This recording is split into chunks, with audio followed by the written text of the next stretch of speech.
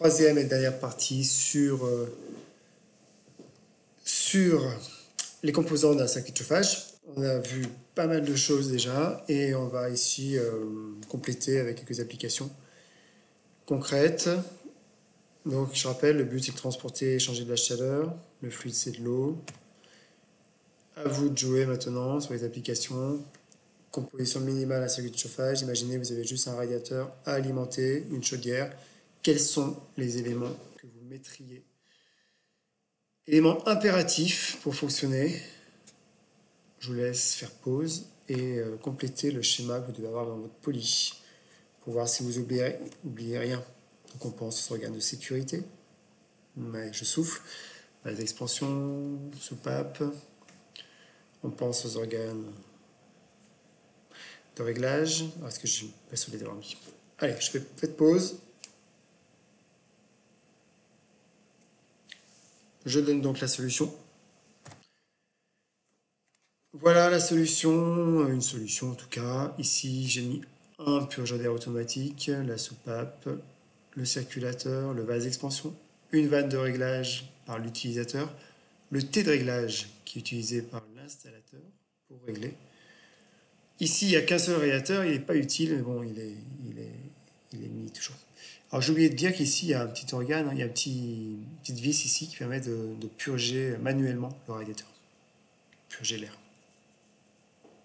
C'est pour ça d'ailleurs que les radiateurs sont montés, sont accrochés au mur légèrement en pente, comme ça se voit pas bien sûr, pour que l'air vienne s'accumuler, une partie là, pour pouvoir purger l'air.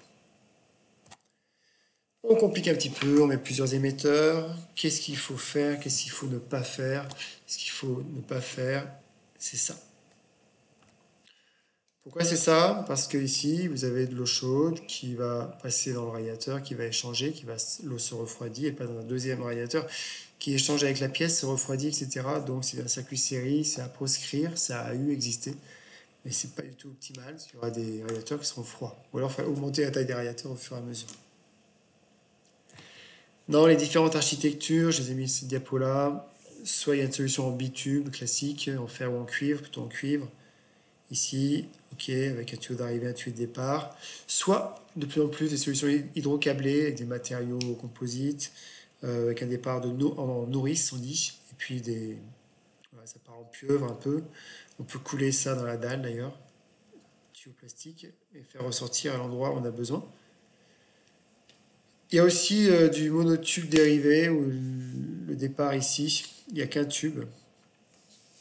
Enfin, on a ici un tube qui alimente comme ceci le radiateur.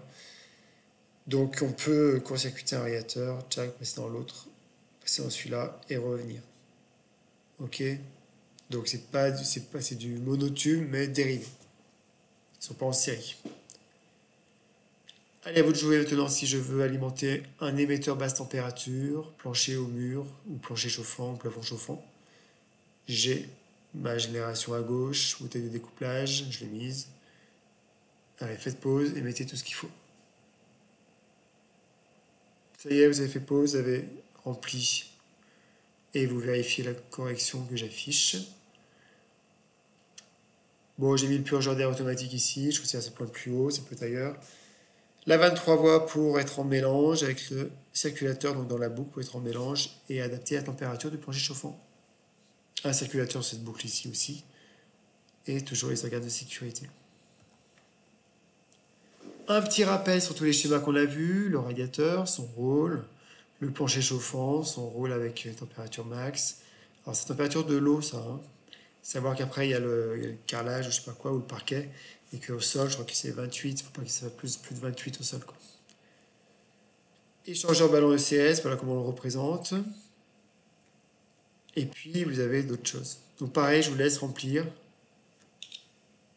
Qu'est-ce qu'on a ici? Comment ça s'appelle? Ça, etc. Faites pause, remplissez, et on va vérifier. Essayez de tout remplir ainsi que le rôle.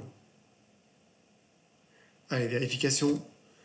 Donc la soupape de sûreté, le vase d'expansion, etc. Purgeur, circulateur, vanne, 23 voies, etc. Ici, si on n'a pas vu, c'est un filtre. Et là, c'est un organe de mesure. On peut rajouter, ici, c'est une température, c'est une pression. On peut rajouter ça. Donc quand vous ferez l'automatisme, vous verrez tout ça. J'ai rajouté aussi les rôles. Je ne vais pas les lire, ça sert à rien. Vous pouvez les lire pour vérifier que vous avez mis les bons rôles. S'il y a des choses qui vous semblent bizarres, c'est possible. À ce moment-là, vous m'en faites pas. À nouveau, vous faites pause et vous essayez de construire un circuit de chauffage multiple où j'ai cette fois-ci un ballon ECS ici, des radiateurs et un plancher chauffant. Je vous laisse faire. Donc ça, c'est typiquement ce que vous ferez en TP.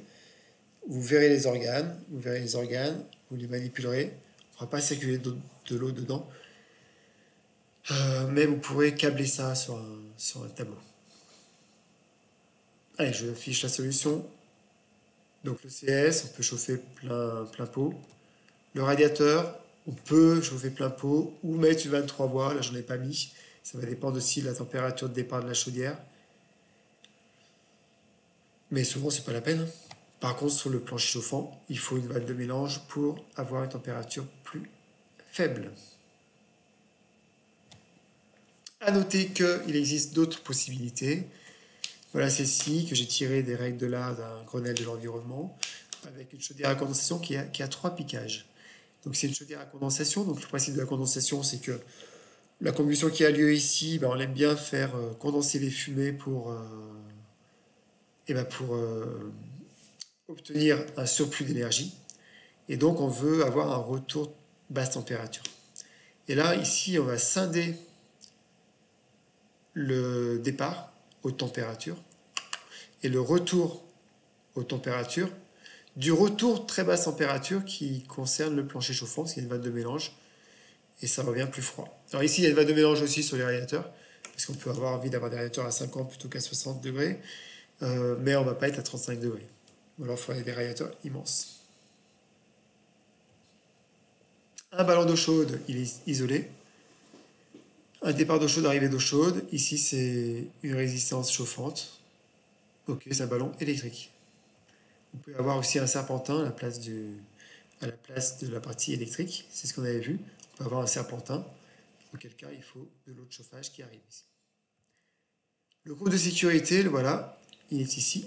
Le groupe de sécurité. Il comporte plusieurs choses. Il va comporter un raccord à la vidange, à l'évacuation. Ici, on peut évacuer l'eau. Une soupape qui est tarée à 7 bars. On a ici possibilité d'isoler l'arrivée d'eau froide. Donc ça c'est une vanne d'isolement. Voilà, vous isolez du reste et puis vous pouvez changer votre ballon comme ceci. Et puis un clapet anti-retour qui est ici, qui est quelque part caché, qui est voilà, module clapet anti-retour qui est à ce niveau-là. Là, l'arrivée d'eau froide est inversée, hein. Elle est ici et là elle est ici. Et le robinet ici. Donc c'est un groupe de sécurité, on dit groupe parce qu'il y a plusieurs fonctions. Un tout petit mot pour finir sur les installations solaires. C'est pas du tout exhaustif, bon, c'est pour vous montrer certaines choses. Donc ne pas confondre les panneaux solaires thermiques et les panneaux solaires photovoltaïques, qu'on dit PV, qui produisent de l'électricité. C'est une première chose. Ici, si vous avez un rayonnement solaire qui arrive sur votre panneau, ici vous avez un circulateur, l'eau circule, elle se réchauffe. Là, il y a un capteur de température pour éviter d'être en surchauffe.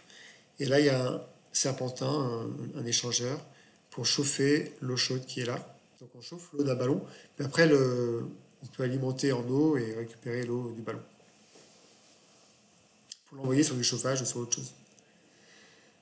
Alors là, c'est l'installation solaire avec un ballon, avec un point chaudière. C'est-à-dire que s'il n'y a plus de soleil, il n'y a plus de chauffage ici. Donc on rajoute une chaudière pour avoir un deuxième serpentin chauffé par un deuxième générateur. Pareil, il faudrait avoir une arrivée d'eau et ici un départ d'eau pour utiliser l'eau du ballon. Ici, on aime bien pouvoir l'été, si vous faites du chauffage l'hiver, chauffage solaire, il faut des grandes surfaces de panneaux. Donc on pourra chauffer la maison l'hiver avec les panneaux quasiment tout le temps, sauf que l'été, ce sera surdimensionné, donc ça va trop chauffer. Donc s'il faut à ce moment-là, c'est pouvoir décharger ça dans un échangeur. Et l'échangeur ici peut par exemple chauffer une piscine. Sinon, il faut rejeter l'eau chaude qui est produite ou couvrir les panneaux. Installation solaire avec récupération de l'énergie solaire sur le retour du circuit de chauffage. Donc vous avez votre circuit de chauffage avec une chaudière ici et vous avez un circulateur qui fait tourner tout ça avec une valve 3 voies, peu importe ici. Et là, ça passe, on peut faire passer dans ce ballon-là qui est chauffé par le solaire. Voilà, donc on a un préchauffage ici avant que ça soit chauffé par le brûleur à ce niveau-là de manière complémentaire. Voilà, ce sera tout. Donc pour compléter ce cours, vous aurez un TP sur le même thème, des QCM d'entraînement et le QCM final, où ce qu'on a dit ici correspond donc à un des 5 thèmes qui composent le module. Voilà, merci de votre écoute. Bon travail, bon courage.